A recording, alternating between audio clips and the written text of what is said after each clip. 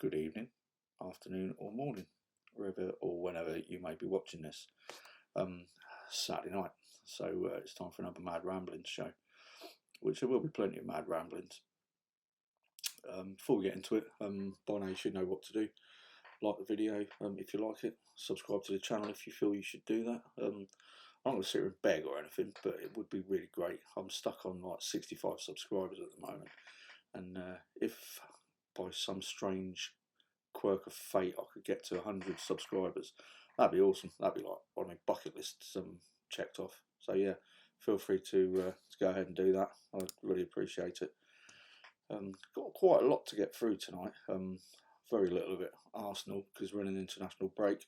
That's pretty quiet on that front, to be honest. But obviously the one thing that we do need to talk about is that fella there. Now, I was more interested in last night's game because I wanted to see if Emil got on and how he did. And it got to the point I was thinking, oh, come on, mate, bring him on. The next game's away. Give a lad a chance to make his debut at Wembley. It must be an amazing thing. And luckily he got on. Had about 13 minutes, and I was looking at his stats. But before that, the thing that impressed me most, he just kept it simple. Does what he does: pass and move, 1 and 2 touch stuff. And I thought he applied himself really well, and he certainly didn't look nervous or out of place. It looked like he absolutely deserved to be on that stage. And even though I'd said last week that I don't really want him, Saka or Ramsdale, being involved because I want them to be rested for Arsenal, it's a big part of me. Monday night's game at San Marino, I'd love to see him and Bukayo Saka in the same team, just showing the world what they can do together. But looking at his stats from last night, he was on for 13 minutes, 14 attempted passes, 13 successful. Give him a 93% pass success rate, which, first game for England, that's absolutely amazing. But then I looked at his stats for the Premier League this season, and he's effectively over 11 games, 10 starts, 1 a sub. He's got a 90% success rate. And I think this, for an attacking midfielder, I think these are great numbers, really, really great. And it's something that probably needs to be spoke about a bit more. Probably not by me, but somebody who does a much better like stats and analysis show. It's probably worth looking at, because he's not like, as my mate Lottie would say, he's not an L sideways sort of player.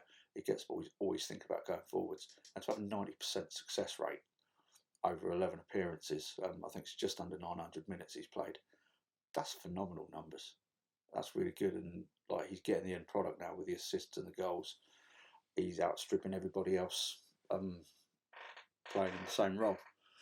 I was super proud, super happy to see him coming on, and you saw the look on his face and how happy Raheem Sterling looked to see him coming on as well. That was quite a big deal, and there was one picture where you can see the looks on both their faces as they're shaking hands. That was a really, really good picture. Moving on, there was another big game today. Arsenal women playing the other lot. Proper North London derby. I'm gutted I didn't get to watch it. I had to go out and fly my drone at exactly the same time due to the weather conditions. But more about me drone stuff later on. It was a tough game. It's always going to be tough. The girls just travelled back from the midweek game in the Champions League, and we pulled it out the bag and got a very, very late equaliser from Viv. Like I said, I didn't see the game, so I can't really comment too much. From what I've seen, the other lot's keeper probably should have got player of the match, which probably tells you all you need to know without watching the game. But I'll be catching the highlights either tonight or in the morning for sure. The other things I want to talk about is just a little bit random, as you would expect. First one, I'll talk about Roy Keane. Now, we've all seen the stuff that he said about Harry Kane and Harry Maguire, and I'd just like to say, as a player, especially when it was us and them in the early 2000s, I fucking hated this bloke more than anyone. But as a pundit, I absolutely love him. He's absolute box office. He's so honest, so brutal. I don't know if he does it for effect. I get the impression he's just genuinely like that. and some of the stuff he comes out with is just, it's absolute gold. So I'd just like to say I hope he continues doing what he does. It's just fucking hilarious. Next thing I want to talk about is managers. Now there's been loads going on in, you know, what we all know as the managerial merry-go-round. First one I want to talk about is Steven Gerrard. And when I heard the rumours that Villa were interested in him, I thought, nah, no fucking way is he going to leave Rangers at the moment. But he did. He's gone to Villa, who some people are saying are a big club. Rangers are a massive club. But on one hand, I don't fault him for swapping the SPL for the English Premier League. You know, we all know there's really only two teams involved up in Scotland. And I think, honestly, if my mum was managing one of them, she'd get him at least second. You know, having said that, you can't knock what we did last season, you know, the second Invincibles. But ultimately, I'm disappointed he's gone to Villa because I can't stand Villa, and I actually quite like Steven Gerrard. Whether he's, I think he probably is ready. He's, you know, he served his time up in Scotland. He's done a good job there. I just, if I was a Rangers fan, I'd be very, very miffed at the timing of it all. But it could be that he's thinking that maybe if I wait till the summer, an opportunity like this won't arise. And let's face it, they've just invested very heavily in their squad. Seems to be a really well-run club. And, you know, I'd like to wish him luck, but not too much. Moving on next to the guy who replaced Dean Smith. That was an odd one. Yeah, Villa had a pretty poor start. But I thought it was quite harsh how he got turfed out, to be honest. Looks like he's probably going to get the Norwich job. Which leads me to the next guy, Daniel Farke. Another one, he seems really likeable. He did as much as anyone could do with that squad at Norwich.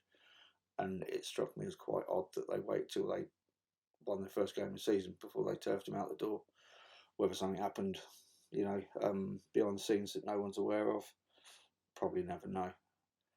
But you know, when you look at the squad, I was fortunate enough. I stayed in a hotel in Norwich recently, and it overlooked the Carrow Road pitch. The hotel's kind of built into the stadium, and it's a nice little stadium, but it's little. You know, they're never going to be able to command the sort of money that other clubs can. I think it's probably literally bordering on 20,000 capacity, which is small by the Premier League stadium standards. But he's another one I think he got. It's just odd, really. Last one I'll talk about, Eddie Howe. Now, he's another one that I like, and when he was at Bournemouth, I always thought I'd be interested to see how he did at a big club.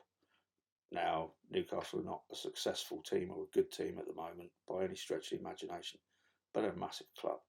You look at their stadium, their fan base, their history, the money that they have access to now. I think that's a really exciting appointment.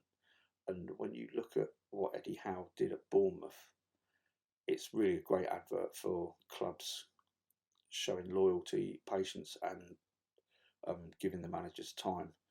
Because he had two stints at Bournemouth. When he first went in, they were like 92nd in the whole league, or 91st, sorry, out of 92.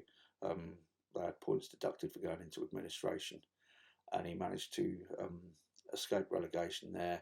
I think he got promoted the next season.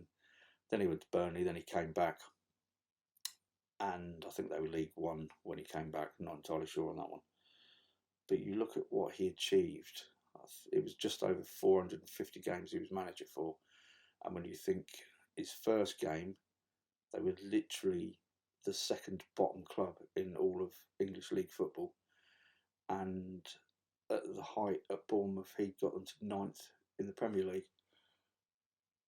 He got promoted through all those divisions, and he turned what is essentially a very small club into a side that actually finished 9th in the Premier League.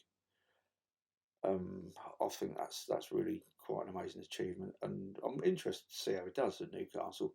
Obviously, he's going to want to bring players in. They've got a ridiculous amount of money that they can spend, even with FIFA's financial fair play.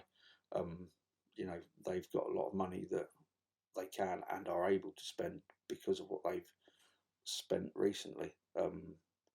So yeah, that's going to be super interesting. I wish him luck. Also, don't want them to become better than us, but yeah, fair game to him. The next manager I want to talk about is our national manager, Gareth Southgate. Now, he's one of these. He's got people who are in favour of him. He's got lots of detractors. I've been quite harsh with him in the past. Would rather see him play a more attacking style of football because of the players that we've got. I don't like to see that he's still picking players on reputation. But then a very good point was made during the week that he doesn't have much time with his players, so maybe he just picks his known quantities, and maybe that's why England managers have always done that. I don't know, but I like him as a person. He seems really nice. He seems to have galvanised the squad, and they all seem like they're mates, which, as we all know, is a very, very good thing when you're playing a team sport. But I did notice something rather odd about Gareth the other day, and it's this: when someone's interviewing him, when they're asking questions, he does a little head tilt.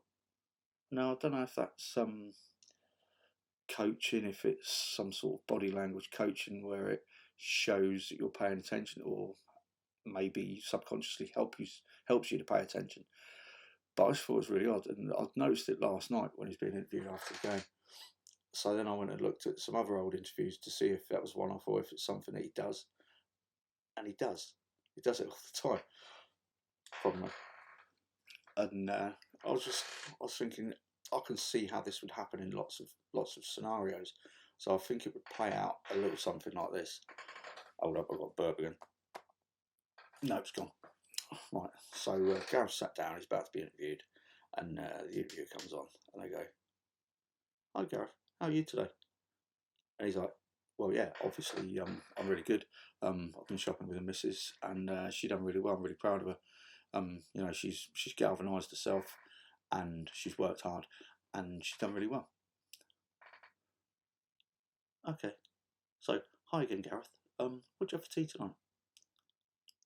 Well, obviously, I've got a new frying pan, and the frying pan's coming under difficult circumstances. It's done really well, and it's worked really hard under very difficult circumstances.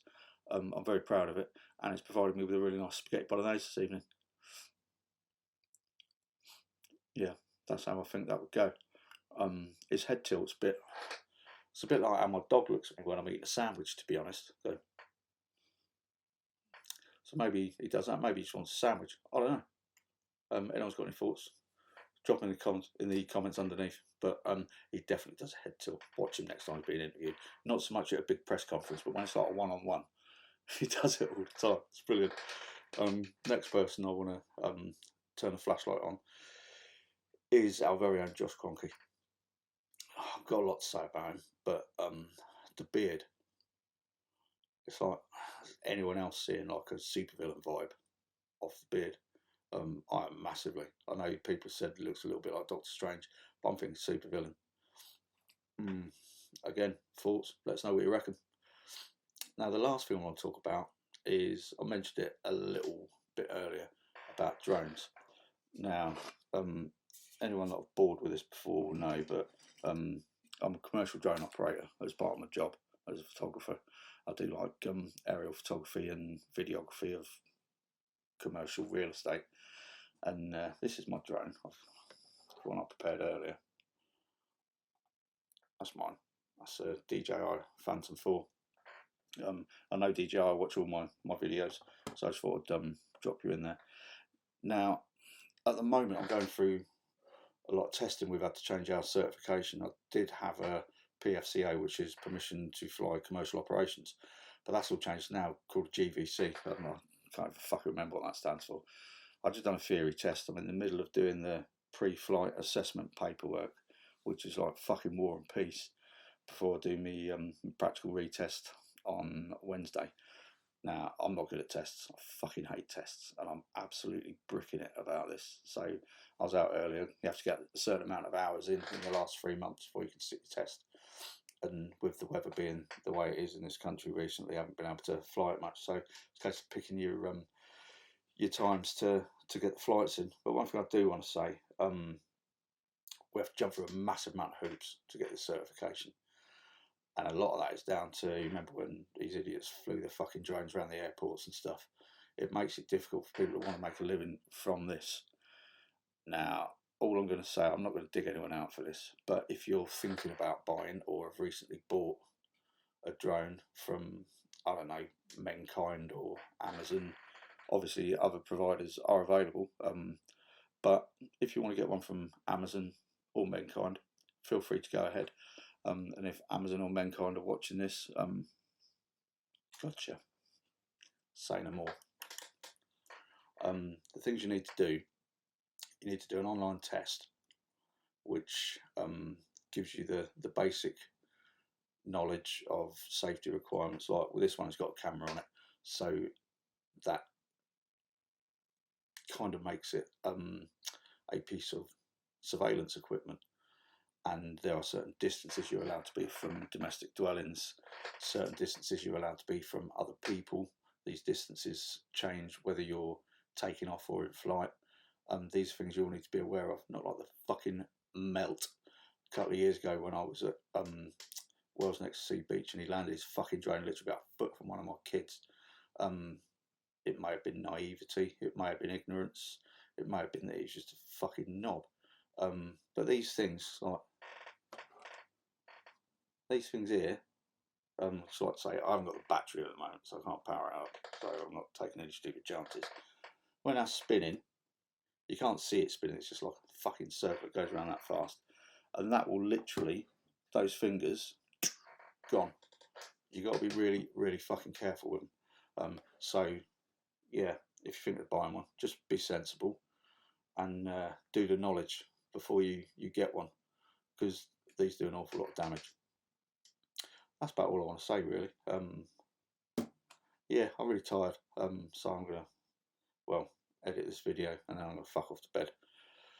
So whenever you get to see it, leave some comments, like the video if you think it's right that you do so, and subscribe to the channel as well. I really, really appreciate that. But until next time, be good. I'll catch you again. Ta-da.